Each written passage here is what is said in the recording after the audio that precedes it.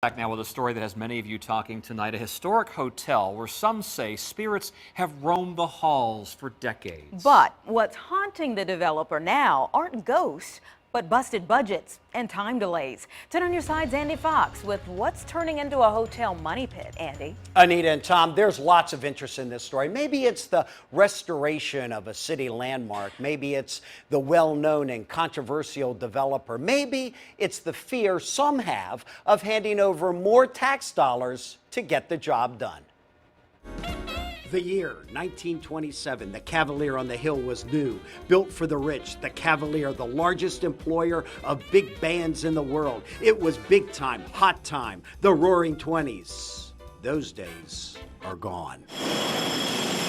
The sounds of jackhammers breaking away the old, making way for the new, and it's going expensively slow. We've woefully underprepared for it, both financially and from a time perspective. We toured the Cavalier Restoration Project with Virginia Beach developer Bruce Thompson. The sign right behind you, New Era Begins 2016. When you drive by that, do you cringe a little? We're going to have to update that sign. Spring of 2016 has turned into spring 2017. We knew that we had to repair the ceilings, but we had no idea that the substructures underneath all of these ceilings were in such horrific condition. Years of neglect, floors collapsing, concrete falling to the floor below. The legendary swimming pool must be rebuilt to meet the Americans with Disabilities Act. The classic hunt room fireplace, an unexpected $60,000 repair. As we started taking down the wood from around the sides, we noticed that the veneer had completely started falling apart. And as you got up further and further, you can see the whole fireplace is literally about to fall forward, and we have to replace. The hunt room will look magnificent with a bourbon distillery off to the left, but the devil's in the details. It's turned out to be more philanthropy now and civic pride than it was a great business decision, that's for sure. As we walk through the hotel, you get the feeling Thompson's once golden touch has turned to clay, underestimating the scope of this project. Beyond comprehension as to the level of damage that's taken place. But the question, how could such smart, experienced builders, engineers, contractors miscalculate so badly? I'll take some responsibility for that. Because it was a bank, a court-ordered sale, we were only allowed to come into the property twice to make an inspection, and we had to close for $37 million within 30 days. One of Thompson's harshest critics, city activist Robert Dean.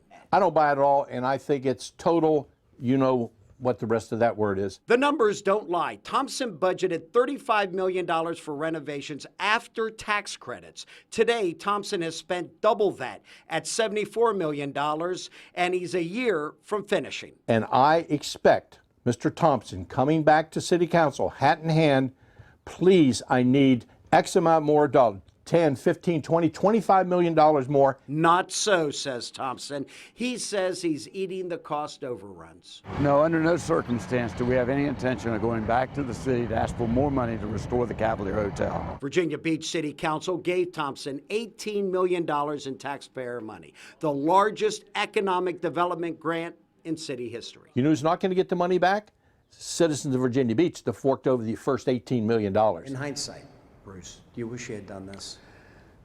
Knowing what I know now, I would have never done this, but I'm in it today, and I'm very proud of what's going to take place. I've been very fortunate. You know, we've been very successful here in Virginia Beach, and to be able to preserve this asset for the community is important to me. Thompson and Company dedicated to the job. $74 million so far to Thompson and Partners and counting. Thompson says he will not go back to taxpayers, you heard him, to complete what he thinks is a historic landmark that helps define Virginia Beach. Thompson told me the Cavalier project is like making sausage. It's not pretty, but in the end, it'll taste good and people will love the end result. It'll just take another year for that to happen.